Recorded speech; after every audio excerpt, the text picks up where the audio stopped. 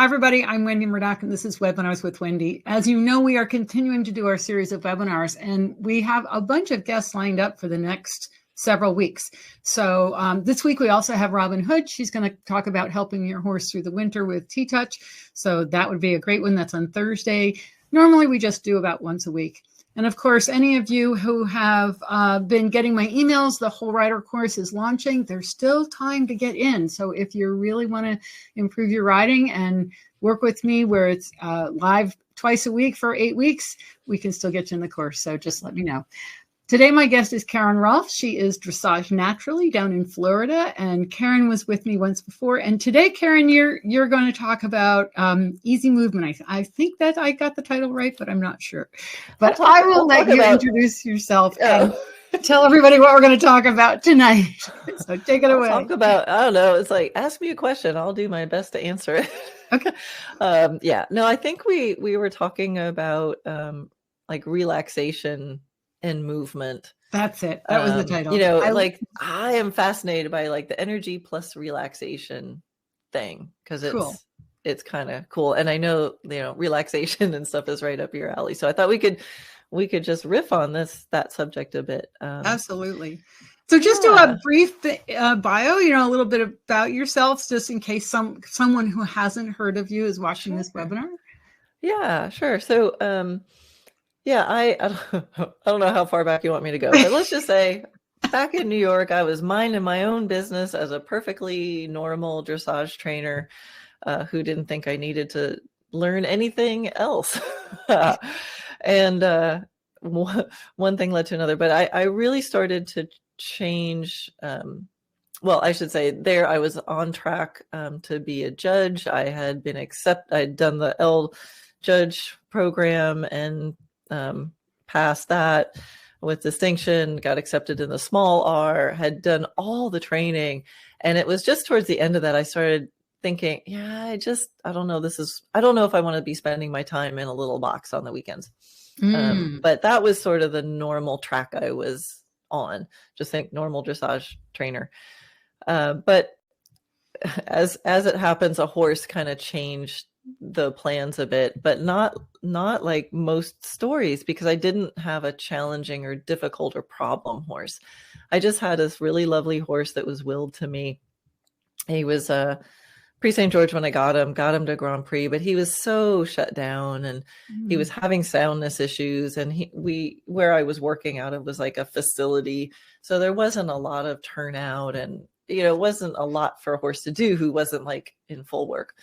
And so I started to think about how I could make his life just a little happier. And that's how I sort of stumbled into Pirelli. And then just on from there, just opened my eyes to remembering what it was like to have a relationship with a horse and not be so busy being professional.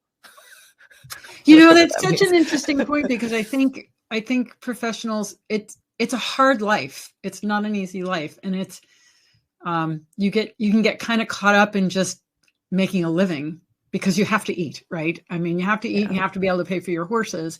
And so sometimes I think we just get caught up in that life. And, and I don't want to say make sacrifices or compromises, but it just becomes routine. Right. And you kind of. You're taking this thing, which is horsemanship, which is such a in the moment thing and such a relationship thing. And we probably all got in, this group especially got into horses because we like love horses. And for me, it was as a trainer, when you have up to 12 horses in training, not owned by me. Right. For someone like me to survive that, you have to put a little distance, because decisions are made around the horses that I don't get to make. You pour your heart and soul in a horse knowing it could leave tomorrow. So there was this little bit of distancing emotionally that, I think is part of that's the way you can survive as a trainer. Otherwise your heart gets ripped out multiple times, times over and over again. And so, but what I realized was, I had horses of my own that were my amazing friends, and then doing professional stuff. And then when this other horse was willed to me, I allowed myself to have a different relationship with him. And I noticed that there was like some magical stuff that happened with my horses that wasn't happening with the horse I had in training, because I wasn't fully committing. And that's ultimately how I sort of, now I don't take horses in training, because my heart's been ripped out enough times. But I love to work with a person who has a horse, and I'll help them, you know, connect as much as possible and you know, be a part of that process. But I remember the last horse that was brought in for me to train, and, you know, rip my heart out again. So But so I think really... I don't want to distance myself. I don't want to distance myself. If I'm working with a horse, I want to connect so deeply. So that's what I mean by like being professional. It's hard to be a professional because you want one that cares, but the ones that care, you know, it's not easy emotionally to be a trainer. No, and that's burnout why so can many be turn them huge, off, right? Because you invest so much in the training of these horses that aren't yours, and then, you know, the person moves, somebody gets sick, they have, you know, whatever. I mean, there's so many circumstances, and you're sitting there, you know, once it's kind of like being ripped in and out of relationships constantly. And so it is really troubling. But you brought up something that I think is so important. And I think the way I heard it was that you want to empower the person who owns the horse, as opposed to being the power over the horse that trains it, right? And I think that's where we have so much in common. Yeah. I mean, there's so many, you know, in the back where I was training in the more normal facility, I had horses in training, and there were people who barely rode their horse, and it was, you know, because they could never ride it the same as well as the trainer, and it was kind of the business model to keep the horses in training. It is still the business model in some places. I used to get in such trouble because I'm like, go off full training this month, like you go ride your horse, and you know, then the owners of the facility be like, excuse me, you're supposed to keep them in training. But for me, the magic of horses is the horse human connection. It's like the Winston Churchill, you know, the best kept secrets between a rider and their horse. Like that's the only thing that matters in that moment, more than what looks good, more than your score. It's did the horse and the human understand each other in that moment, and are they together? And so many students get frozen by, I'm not good enough. Am I doing it right? Is this correct? And, you know, the horse, you know, the rider's giving an aid, the horse does something, and the horse is like, how did I do? And the person's like, I don't know. I think that was wrong. Yeah. And it's like, no, it doesn't matter if it's how much angle is in the shoulder. And what matters is, did your horse answer your question and feel successful? That's the only thing that matters. If we get that, everything else can come. But there's a lot of people riding being told that's good, that's correct, but they're icing their hands after their lessons. Yeah. Well, literally. And it's like, it can't be good if you're icing your hands after your lessons. And the fact that they can't tell if that's good and be able to respond in the moment. Right. I think that's a whole nother piece, but that takes us into the whole piece of know thyself, being self-aware, being able to feel and accept and know this feels good to me. Exactly. And so, when I teach, one of the things I love to do is before we head out, I just have people list, like, what adjectives do you want to feel when you're riding your horse? And then we list the adjectives that we actually feel. And then we kind of we play with those so that we know the difference. And then I ask my students a lot of questions when I'm riding, like, how does that feel? What's your focus here? How did your horse match that? And one of the most freeing things is to give people the permission to go, yes, no, I don't know. What the heck was that? You know, and then and because I listen a lot to the tone of voice also, right? So did your horse just match your picture? Yeah. Yeah, exactly. You know, it's like, yes. You know, and the power of that dialogue of like, what do you want? Give it a try. Did your horse match it? And it has to be fast because the rider in that moment has to tell the horse, like, yes, you got it, or oops, a little more there, thank you. That's the, if that dialogue isn't happening in flow in that moment where the person feels free to express it, the horses, you're always responding to the horse way past the moment that they needed it. And if I can get that flowing, now there's something we can play with and shape and develop. And yeah, so getting that freedom and the comfort and to know, like, there's no wrong answer, just tell me what you feel. And but this is so hard for people they don't know what they feel because we've been told societally, don't feel, right? Or it's very sophisticated and complicated. And, so I'll have sometimes students are like, I want it to feel like whipped cream. I'm like, okay. And then I teach like, does it feel a little more like whipped cream than it did before? And they're like, yeah. I'm like, perfect. Like, what? You don't have to know what engagement feels like, but I want it fluffier. Okay, let's go for fluffy, and because it's somewhere to start, and we can get serious and precise and, refined and fine-tuned. There's a time and a place for that. But one of my favorite quotes is, is that okay to say that one of my favorite quotes is one of mine? I have a couple that I really like too. So anyway, precision arrives out of the possibilities that play creates. So let's get playing, and we can do some stuff, and then we can decide which one do we want to spend more time recreating, with more precision. But I think what I'm hearing is that you give people permission to explore, to not feel wrong just because it didn't happen in the moment or the way that it was supposed to, or it was supposed to be something that they don't even know what that is. Exactly. Right? So many people are searching for something, but if you ask them what it is, they couldn't even define it or tell you or what it's supposed to feel like. So how in the heck are they supposed to be able to recreate that? Right. Yeah. And that's when you get the trainer that will come in and orchestrate this ride, and it's amazing. And then the instructor leaves, but then the person doesn't know what to do. Like, they don't understand how they got there. So I really try to explain the logic. Here's what I'm seeing, and here's some choices, and let's do that. Let's get this piece working. And then, then there's a chance that they can, all by themselves, with no one else around, if they know what adjectives are they looking for, what dials could they turn, or what questions could they ask themselves to be able to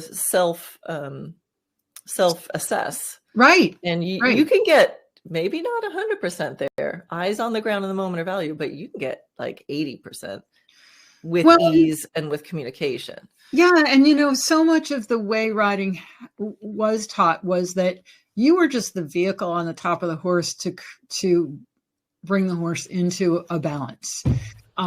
You weren't, I can think of many instances, and just going back to the cavalry where, you just do the orders you are given. And that's it. And so things have changed so much, but the way teaching riding was taught and where we are now, if you will, are so different. And yet we've maintained some of these very archaic systems that don't really fit with the personalities, the population, the types of horses. Is that something you've been finding as well?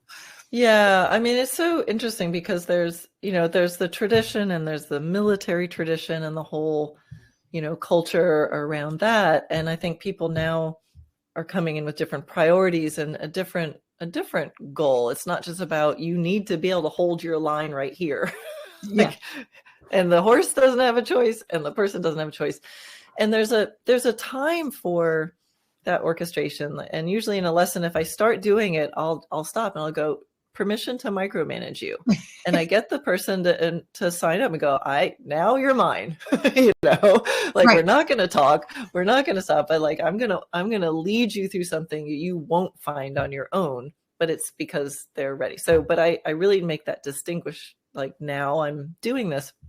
So there's something that can happen through that. But yeah, I think people want all kinds of things, but the people who find me, are looking for the communication, the relationship, the trust, the dynamic. So I'm probably not the best one if you want to refine, for the championships. Probably, I'll get you so you have something you can refine. But I'll always default back to, we need the communication, we need the harmony, we need the trust and connection, and keep building up from there. Yeah. And, the beauty of it is that there's all different levels that people can be with horses. And I think that is one of the things that's so amazing, from just being near them, EL, equine assisted learning, to competing. And that there's a way that we can have all these different levels and still find that communication with our horses. I know some really top people, and they are so committed to that connection. Yeah, it's amazing. I mean, think of, back in the day, you had the local riding instructor or who you could trailer your horse to. I mean, we have so much more access to so many more pictures. You really didn't have a lot of choices back in the day. So I could imagine for, students now, like, it's wonderful and rich, and you can really find the flavor that you want. I could imagine it could also be pretty confusing. Yeah, I think it's easy to look around if you have a system, but I do think that empowering piece of, like, what are you trying to create, and find other people who have the same, like, principles and priorities and values. Then within that world, it's kind of like, hey, I need help with fill in the blank. Who can help me with that? And as long as the principles, priorities, and values, and sort of goal that you're looking for are enough of a match, you can really supplement and infuse with, from different sources. Well, what I'm going to say is, I interview an awful lot of women professionals, horsewomen, and maybe I'm biased, but my guests are all very much coming from the same philosophy, and I think that this is really where, we're looking for that level of communication. We're looking for that level of companionship, and not just a vehicle to go and, do something with that we don't care about in many ways. Yeah. And so I think that's, unfortunately, some people see that as a sort of a weaker perspective, but really it's not. It's a deeper perspective, right? Mm-hmm. That I think so. Yeah, because oxytocin, we're about relating to it. That is what our hormonal drive is to relate to things. And so, finding like-minded people, we went through a period where there were a lot of male role models, if you will. And I think now we're finding that there's a lot more female role models that we can identify with that have the same goals in mind, the same type of relationship in mind. Yeah, no, it's an important point. And just to look at that, because there are choices, and, so many systems can sound good. For me, one measure of the system, well, Philip Carl has a great quote. It's like, the measure of a system is not how it works for the most talented, but how it works for the least talented. Oh, that's excellent. That's really good. Yeah. And why I highlight, like, principles and priorities, because it's all good, but, like, what happens when it doesn't work? Right. What happens when there's the problem horse, like, or the horse it doesn't work on? Does the system go, too bad, that's my system, you're a bad horse, you have to fit in? Or does it go, that's interesting, I'm gonna have to change things a little bit for this horse, because I have to figure out how to, so that's where, when you're trying to find someone to learn from, look, it's great to show the, the sizzle reel of all the good moments, but you want to look at, like, how are they talking about the horse when it's not working? And you'll find out a lot. Robin Hood would always say, it's not what they do when things are going well, it's what they do when things are going badly. Exactly. Yeah. And that's where I think what you were saying about, maybe a little bit more feminine influence these days is, like, the relationship, the connection. And, at the end of the day, if I get some 1 tempies done, but I fought with my horse to get it, I don't go home going, got that to happen. But, you know, if I go out and all I do is like cuddle with my horse and he like licks my face in a really cute way, I'm like, oh my God, you know, so I'm still working on the one tempies, and I'm sure proud if they, you know, when they happen, but I know what my guts feel like. And at the end of the day, I'd rather have a partner and no one tempies than tempies without a partner. With that said, things get interesting when you try to achieve both. And to me, that's the fun part, because that's when it's like, okay, it's easy to be friends when you're not doing anything.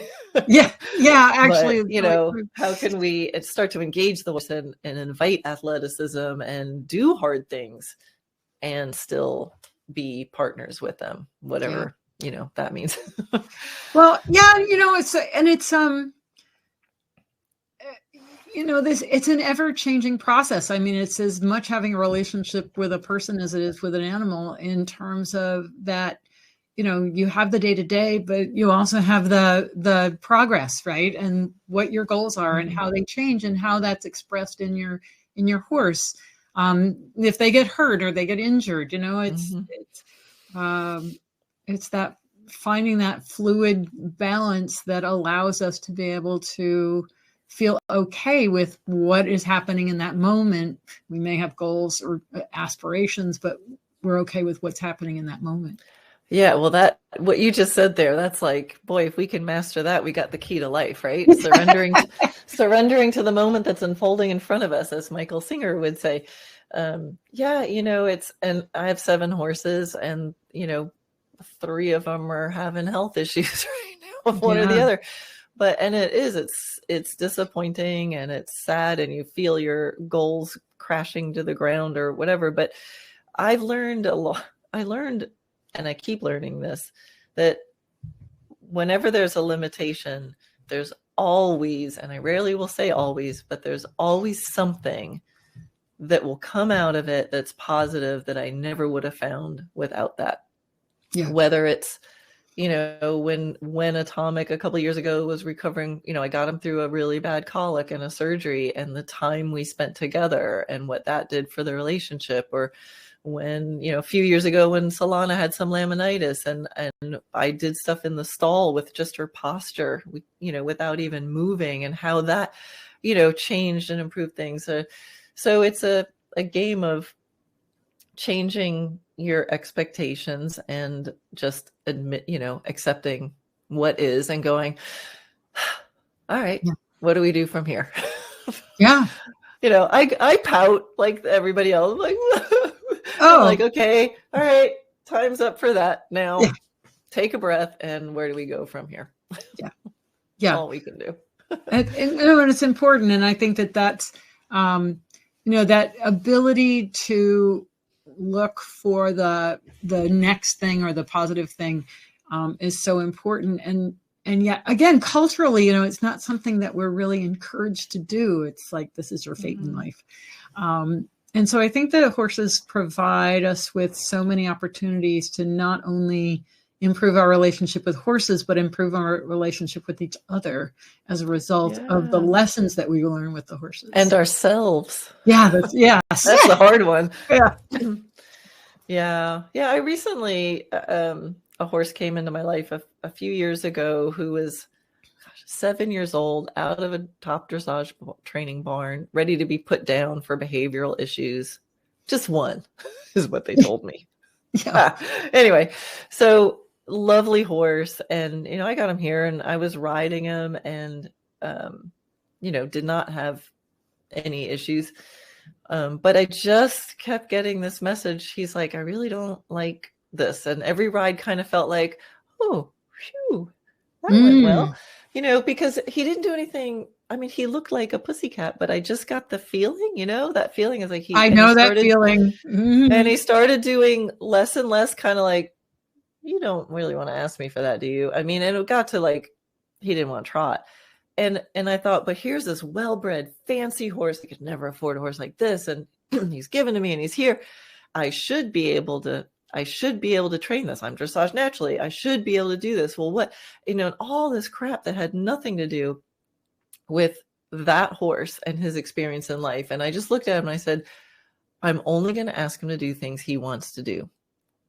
That will be my experiment. And we don't do much, but we do something. And he's happy, and we do funny little things, and he's got an interesting way of thinking his way through life. But like, we do stuff, he's happy. And I thought, that to him, that's really enough. It's all the shoulds. I should be doing this, and I'm a failure if I don't do this. And I just stopped one day and I said, this is serving no one. Yeah. So how about I just go, well, I just made this horse's life a lot better. And he is just the cutest little weird clown horse. And we do stuff at Liberty, and he does what he wants to do. And it's really fun when he shows me what he wants to do. And that's enough.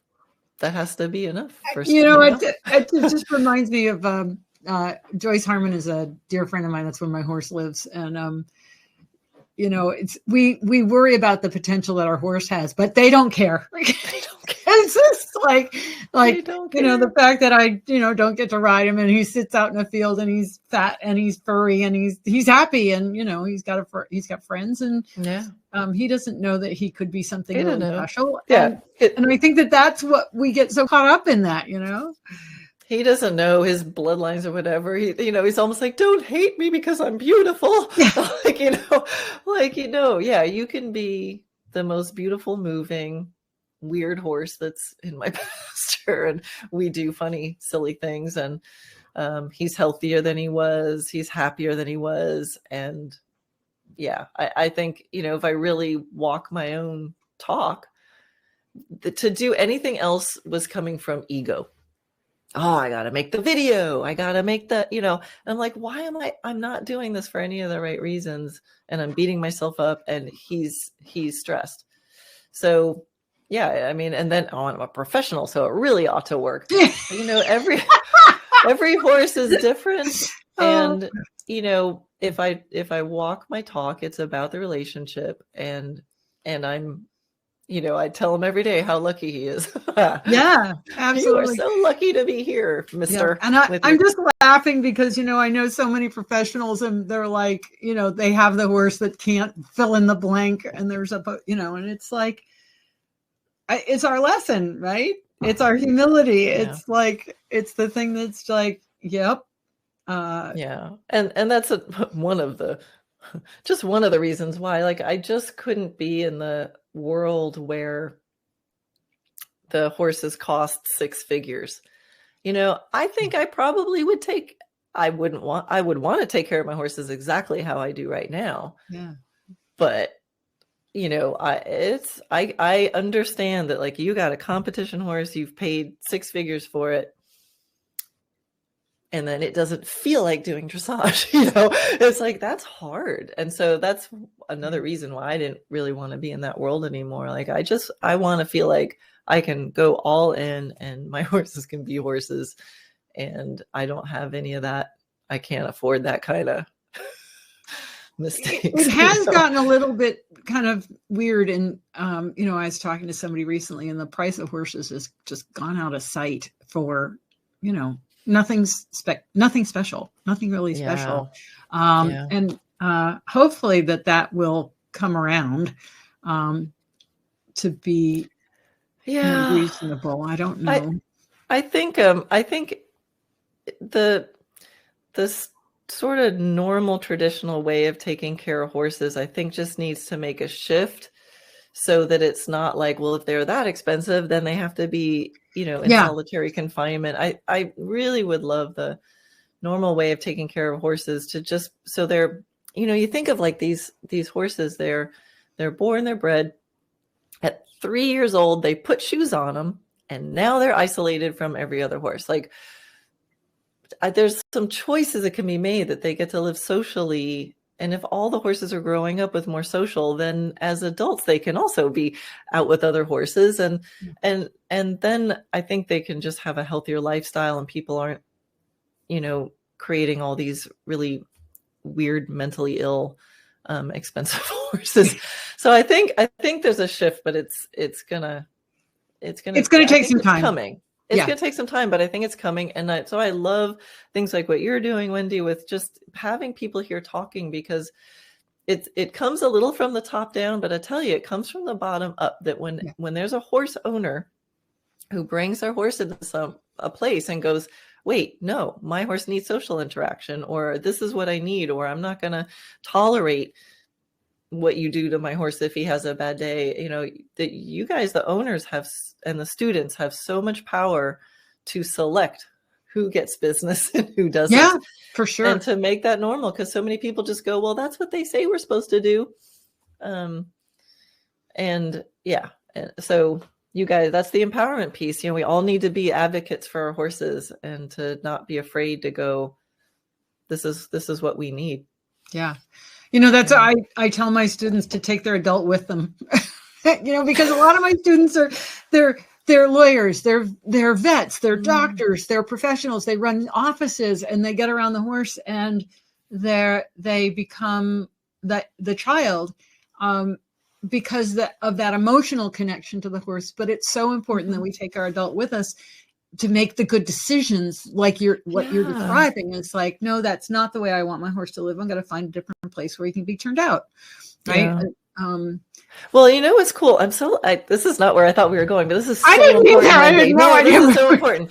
And it's so important for everybody there, because in talking to other fellow professionals like myself, and I've worked with a lot of other professionals on the business part, and there are heart-centered professionals like me, like you, who want to do it this way, but they actually will tell me, but I can't do that because the owners are expecting, and they describe the traditional thing. And I go, wait, stop. No, you as a professional say, this is how it's done. And if you're in full board training, I might not ride your horse all these number of days because he needs a break.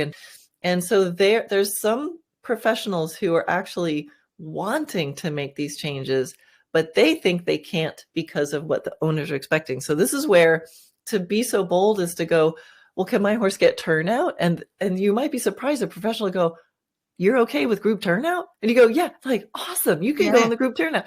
But they believe it makes them seem less professional, again, whatever that means, if they do group turnout, if they have a barefoot, if they do an exercise with their horse and then dare to stand there in the arena doing nothing for 15 minutes, because they think the owner is going to want to see movement, you know? Yeah. So for those who kind of, for you guys listening to this webinar, who kind of know about some of this stuff, you might be surprised how much you have to actually reassure and start the conversation with your person. Say, you know, if you need to take a break, you know, if you think my horse needs a break, like, that's totally okay with me. Or if you think he needs a trail ride, or like, to not be afraid to speak up. I had a vet come in. It was like a different vet than my normal vet to give. I think we had to draw blood, and I had a horse who's not that great with needles. But we have a process, right? So she came up and was ready to do it. And the horse and I said, just hang on, just give me a second. And I asked my horse's head down. I did a little positive reinforcement. And then the vet went, oh, you know how to do that? I said, yes. She's like, great. I do that all the time. I'm like, well, why didn't you do that? She was ready to come up and just draw the blood from a horse that's like this. So, and I was like, you should say that out loud. She's like, well, Pete, the owners aren't really open and they just want me to get the job done. And I was like, and herein lies the problem. Because and it's on both sides, right? It's on both sides. So we have this lack of communication, the lack of the owner being able to actually ask, and the professional being able to respond. And exactly. You know, each one is thinking, the other one's thinking something different. Isn't that the epitome of the dialogue between the person and the horse, right? Exactly. Oh, I see what you did there, Wendy. You brought it back. There's a pro. Yeah, but that's the thing is, it's that same level of communication that we have with each other, that we have with how we look at professionals, how professionals look at clients, the fear of either, you know, losing income from a professional's perspective. You know, just if you don't have the client, if you're not doing what makes them happy, they leave, and then you've got a hole in your barn in the middle of winter and you can't fill it, right? Yeah. You know, but I think that it's being able to have these conversations And actually thinking about maybe we need to change the model a little bit. I certainly know in the vet world, and I saw Madeline Ward's on here. She's fabulous. We did a great webinar. But like a subscription base with your vet, that you pay so much just to have her on call, right? So that they can make a living and you can have the care you need. And maybe it's time we started rethinking the way we're doing it between the professional and the owner. Yeah. Yeah, I love that. Yeah. Because in the end, it's not sustainable if either one of them can't keep the system going, right? If the professional can't make enough money to keep the barn open and we keep losing more barns, that just puts more and more pressure on those that are open. And there's a lot of pressure on the system right now, a lot. Yeah. Yeah. And it's expensive to run a barn. Well, it's like business. Yeah, here in Virginia with the hay crop basically failing, that the cost of square bells has just gone out of sight. I'm really lucky I've already got mine in the barn, but wow. There's a lot of expenses. So I don't know if we're completely off topic. Are we completely off topic? I think it's important. We're surrendering to the moment that's unfolding in front of us. Well, maybe does anybody have any questions? So those of you that are on, do you have any questions? Because we've got Karen here, and it's a great opportunity. And I did see a question. Somebody had asked if I mentioned Liberty, but somebody had asked if I do Liberty. Oh yeah, Robin said, I found that Liberty work has been the key to deepening my relationship with my horse. I trust to become so much stronger. Do you do Liberty with your horses? Yes, I love Liberty, and I really think of Liberty work as their chance to really express themselves. And so I want them to be with me, but I kind of do Liberty from like the outside in. I don't go stick with me. And then let's see what else we can do. And you still stick with me. I kind of go, and then try to draw their attention and have them tell me when they're ready to come in. And so it's very expressive, and I want them to play. I want them to move their bodies. And I often will set up different patterns, like little barrel patterns or a weave thing, or like little stations, like over here you do this thing and over here you do that thing, like a little agility kind of thing. So it's all very free and loose. And I'm not ready for cavalier or anything like that, but sometimes I am, and that's really cool. But I know when I ride, I do dressage, which is pretty intense, and then a lot of everything in between. But I think of the Liberty is more of like, show me what you want to do. If you want to be further away, show me you want to be further away. And then let's see if I can have you decide you want to be with me, and then just do fun little tricks and games together. I also, and I learned this from David Lichman, who really thinks of Liberty as a lifestyle.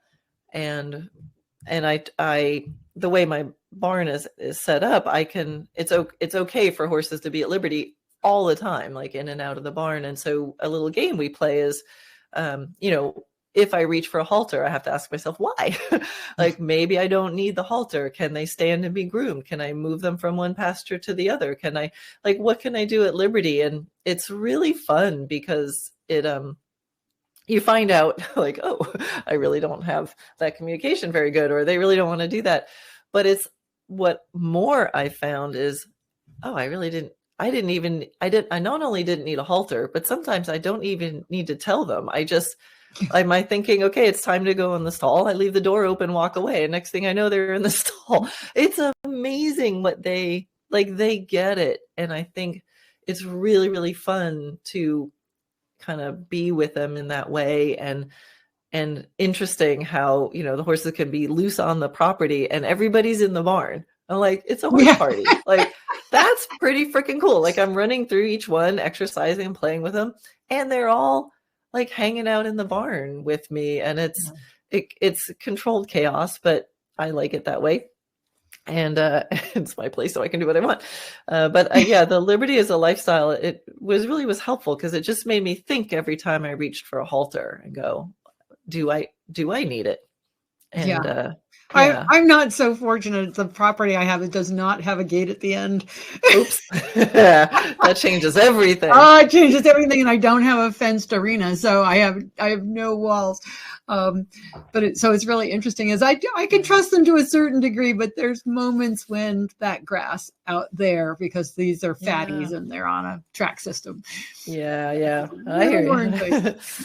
You know, so there's always that within reason point, right? And I think that's one of the things that people have to consider is you know, what's the safety factor here, Exactly. so that it's within reason, because we do let them trot into the barn, and they will, as long as I know that there isn't something a whole lot more enticing somewhere else. I mean, it's definitely like you said, it looks like chaos, but it's very thoughtful. Like, we know, and there's certain horse combinations that actually are not allowed to be together.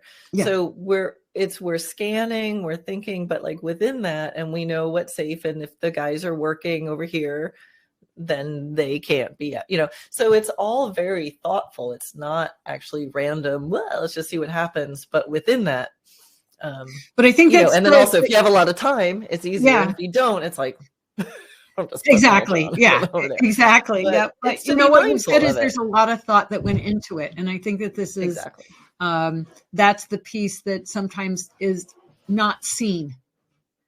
Right. Exactly. Yeah. There's a lot of decision making of Yeah. Of that. So somebody's asked, it's how do you grow a relationship with horses besides riding? Oh gosh, there's everything else. I mean, like in my Habits for Excellent Horsemanship course, it's all about creating a better relationship with your horse. And there's only one module that has riding in it, and it's to everyday activities. Like when, I mean, it's just your well, I'll have to start with this. It's just your presence.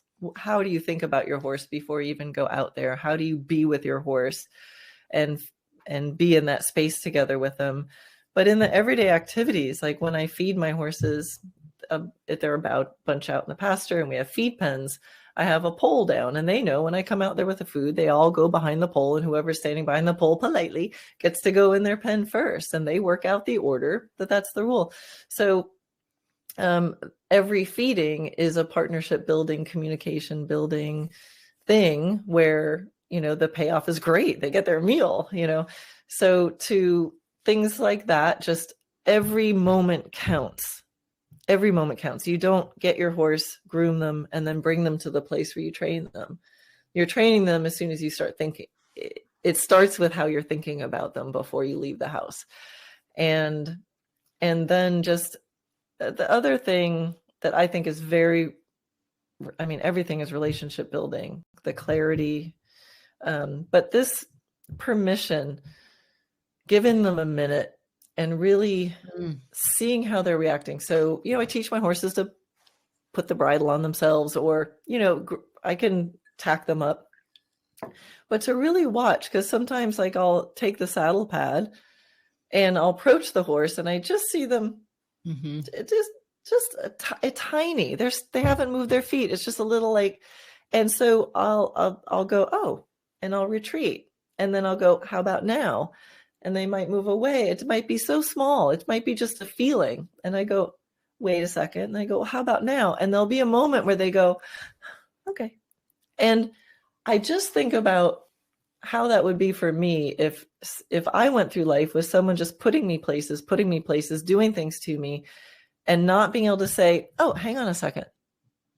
I mean, all it takes is just hang on a second. And I think of, you know, my husband's outside and he's like, come on, let's go do whatever. And I'll go, okay, hang on a second. And I'll go get a drink of water. Versus if he went, hey, come on, we're going to do this thing. And I go, and then he smacks me on the ass and like, come on now. I'm like, that would change everything. Or, you know, they're coming to do like, just wait a second. I want to like move my hair before you put that scarf on me. And so horses have everything done to them, and they're always put places. And I try to give my horses as much freedom of choice, and I want to listen to what they're saying. But it's a two-way dialogue. So sometimes, you know, what I say goes and sometimes what they say goes. But I think in the context of like everything else that's in the horse world, what I can add would be to really be there with your horse and give them some moments to tell you what they're thinking and accept what they're thinking. And sometimes they just need a minute. Not every, look for them to go, I'm ready.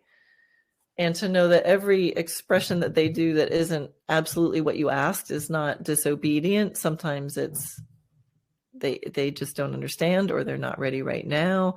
And to kind of take those little moments, and I just like to expand it and go, I wonder, like, what is going on here? And not be so quick to just correct. And I felt like that was all over the place, but hopefully that made some sense. Oh, absolutely. Because it's the tenets of Surefoot, right? It's giving the horse a voice and a choice. And the beauty of Surefoot is that it helps magnify what's going on. So it makes it more obvious, right? Because I think a lot of times people have a hard time seeing the subtle little messages. So, somebody's asked, what's something I can do with a horse that's in a stall? That Surefoot is a wonderful thing to do with your horse in the stall. And it is relationship building. I know you've worked a lot with horses when they have been, stall rested. But the bottom line is that if we don't become better observers, we'll miss the thing that's already there. Absolutely. And that's, Wizard of Oz is my favorite movie. Why? Because she... No. Wait. Yeah. Mine too. Of course it's your favorite movie. High fives. Yeah, because she had the rupee slippers the whole time. She just didn't know how to use them. Yeah. And I think that's what the horse is waiting for us. He's there the whole time. We just have to learn to be better observers so that we can recognize what is actually in front of us. Yeah. Well said. Very well said. And, so many times I've been noticing this lately, that I'll be watching other, training videos or people talking about how to train a horse with a horse there. And I'm noticing how much there can be like a person and maybe another person and a horse. And there's a lot of talking going on, and nobody's talking to the horse. Yeah. And I don't mean like this. I mean, just nobody's talking with the horse. And I totally get what you're saying. I totally get it. They're like, it's all about the relationship. And the horse is just like, yeah, the horse is an object in the space. It's not, it's not in the conversation.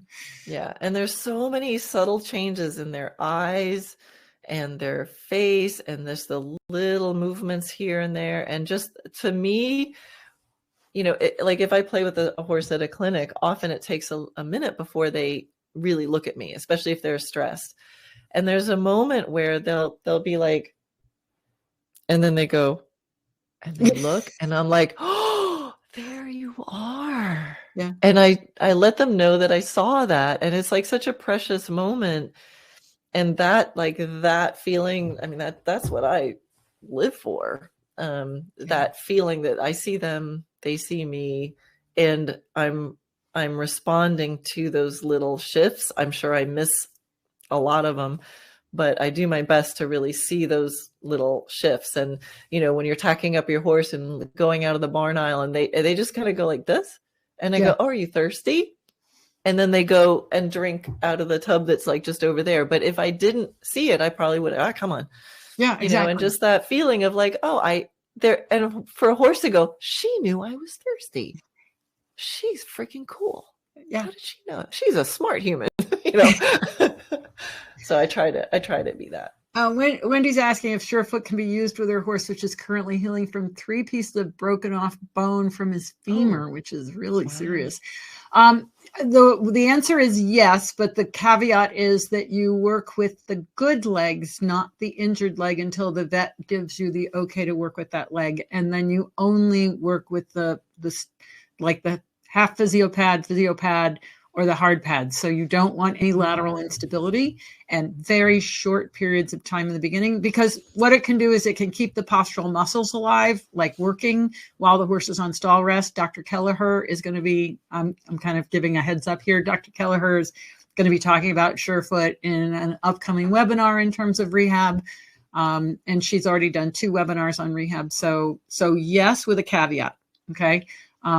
And it's just really important to keep apprised with your vet about when it's time to start with the injured leg. Yeah. I see somebody, Latina, said, "Yay, Karen and Cavalia, I'd buy a ticket." I think my horses would be like in the audience checking everybody's pockets. Yes. It would be a mess. Anyway, let me see what other questions. Yeah.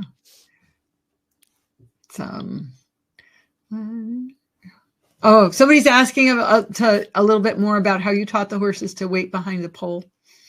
Oh, this is life-changing. This is one of the first things that we teach in the horsemanship course. So it's connected with healthy boundaries around food. So, sometimes I add positive reinforcement. I give cookies. It's all thoughtful. Sometimes some horses know or differently, but something, food, it can be so important. And manners around feeding. So one of the things that I do is I just go out in the arena and I put a pole on the ground and I put them behind the pole, and just teach them to wait. So there's a couple things. I might just do it like that and I'll just like hold and then reward them when they hold there for a little bit and then do it again. You try to extend it and let them try to, they put their foot over, no, back up. And pretty soon, just through your timing and feel, they figure out, oh, I'm supposed to stand behind the pole. Then when they get that pretty good, I go out with a bucket of food and I shake it in front of them and they still have to stand behind the pole. And then I go to them with the food, like, see, just staying behind there. So once they understand that concept of, oh, there's a pole, I go behind, hold, they get the signal and they know to stand there. And the cuter they look, the more they'll get a cookie. So once they understand that, I'll do it in the arena with a random pole, in my grooming stall. They know that's like go in the grooming stall, hold means don't cross the line, don't come off the mat. And I want to be able to go to the tack room, get something, come back, and they're still standing there. So it's something I practice a lot. It's just really nice it's handy to have it. I don't like hobble my horses and, make sure they know they can't move. I just do it through teaching them. But then for feeding, if I have multiple pens, if they all know that concept, then I just go, so let's say the pens are here, the pole is there, and the whole pasture is there. I just go, I own the space between the pole and the pens. It's mine, clear out. So I just go get away from this space and they can do whatever they want. But because they know that the quicker they're behind the pole, the quicker they get the treat. So they work out the order amongst themselves. And when someone is standing behind the pole, I call them by name. That one comes in, goes in the pen, gets the big reward. And then the others work it out. And the next one who's standing there. So if you have one horse, it's pretty easy. If you have two, it can get complicated.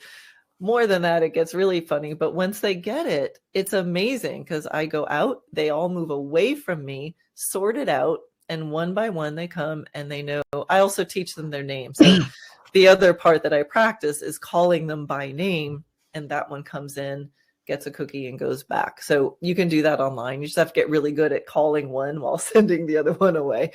But you practice on purpose ahead of feeding time. But it's life-changing. It's so handy to be able to have horses that know to stay back there and wait, even without a pole, and come when they're called and not come if they're not called. Yeah. But it's such an important moment for the horse and where they want a resource guard and all this, that if you can make progress there, you've really got some good stuff going on. And I figured this out because I had one of my horses was super aggressive to everybody, including me, at feeding time. And I needed to do something because he was dangerous. And now that I've learned it, it's just how we feed here at the farm. And it's super fun and impress your friends. Have you ever been to the Cirque du Soleil, not Cirque du Soleil, Circus Knie in Switzerland?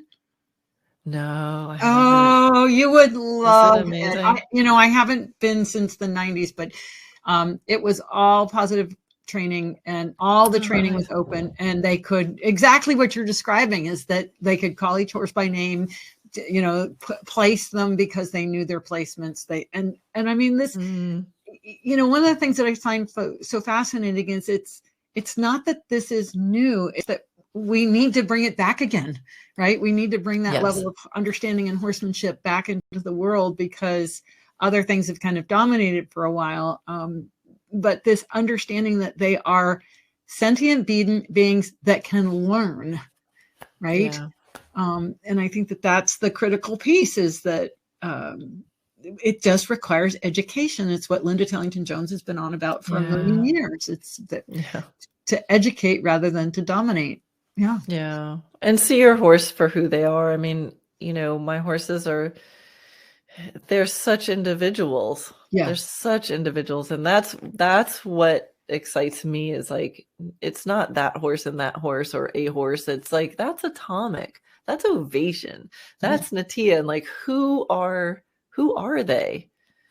That's, to me, when you can figure that out and see how each one is different and have your relationship with each one of them, that's what makes my heart sing and sends me to bed with a smile when I get it right. Yeah. And breaks my heart when I get it wrong, but I try to get it right. So this is kind of I'm going to say it depends kind of answer, but someone's asked, I ride a standardbred, and every time I put on the saddle pad, or girth, he keeps nipping me. Do you have any ideas in getting to him to break the habit? Sure. I mean, I think there's a couple ways to think about it. Like, they know patterns. So you have to think, is he nipping at the saddle because he knows what's going to happen after the saddle goes on? Or is it something about the saddle itself? Like, is it comfortable? Is it pinching anywhere? Is it, so whenever something like that happens, I kind of open up my eyes and I try to do little experiments and, saddle him, but then don't ride him, and do that for a while. Like, try to split up that saddle doesn't mean always this certain other thing happens, because they might be starting to get nervous about what's going to happen. And then, saddle fit. So try a different saddle. Does that make a difference? Does a different girther? So I start to mix and match and say, okay, what's the theme? And then, is it how I'm saddling? That thing I talked about with permission. If you come with the saddle, he's like, and I go, oh, do you need a minute? And some people say, oh, you're letting him get away with it. Like, no, he's telling you something. Maybe just how about now? How about now? And see if if he's testing, are you seeing me, lady? And I go, I do see you. And it looks like you need a minute. Then will he, after any number of repetitions, might he go, okay, now I'm going to let you.